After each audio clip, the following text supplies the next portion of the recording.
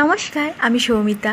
একটু গরম পড়তে না পড়তে এবারে কিন্তু বৃষ্টির দেখা দিচ্ছে। বৃষ্টি পড়লেই মনে হয় ভালো কিছু খাই। আজ আমি বানিয়েছিলাম ধাবা স্টাইল ছোলে আর তার সাথে আটার লুচি। বেশ কিছুদিন আগে যখন আমরা মানালিতে ঘুরতে গিয়েছিলাম তখন এরকম একটা কাবলি চানার তরকারির সাথে ওরা আটার লুচি সার্ভ করেছিল।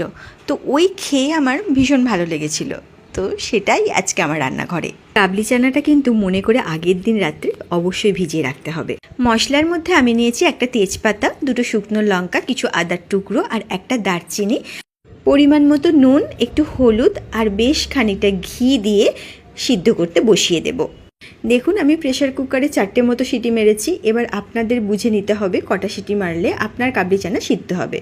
সিদ্ধ এমন করতে হবে যাতে গোটা থাকবে কিন্তু হাতে করে প্রেস করলে এইভাবে ম্যাশড হয়ে যাবে। কাবলি চানা কিন্তু বেশ মশলাদার হয়, তার জন্য একটা আমাদের ড্রাই মশলা লাগবে।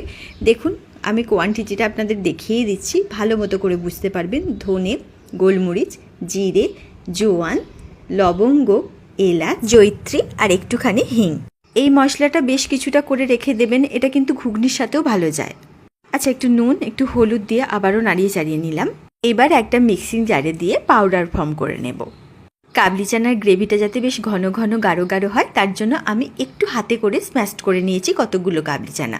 দেখুন পাউডার ফর্ম হয়ে গিয়েছে আমার মশলা, আর একটা জারে আমি রেখে দিচ্ছি।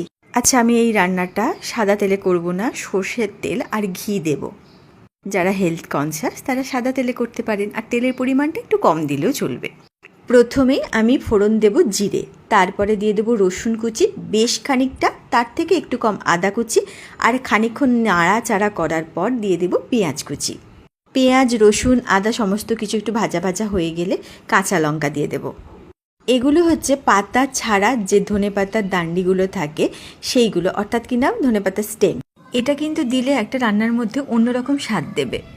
এরপর একটা বাটিতে একটু জল নিয়ে 1 চামচ হলুদ গুঁড়ো, 1 চামচ ঝাল লঙ্কার গুঁড়ো দিয়ে গুলে সেটা দিয়ে দেব।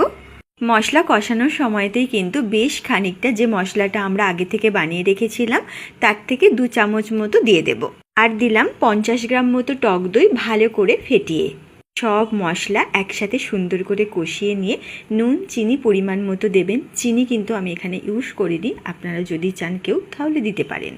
এরপর বেশ খানিকটা প্রায় 1 মুঠো মতো ফ্রেশ ধনেপাতা দিয়েছি, আর দেব শুকনো খোলায় ভেজে নেওয়া কাসুরি মেথি পাতা। বেশ খানিকক্ষণ নাড়িয়ে চাড়িয়ে উপর থেকে ঢাকা দিয়ে তারপরে আমরা সার্ভ করব। ব্যাস রেডি আমাদের ধাবা স্টাইল কাবলি চানা। বাইরে এরকম ঝিরঝির করে বৃষ্টি পড়ছে, আর বাড়িতে এরকম গরম গরম লুচির সাথে সার্ভ করুন। কেমন লাগলো আজকের রেসিপি জানাবেন কিন্তু।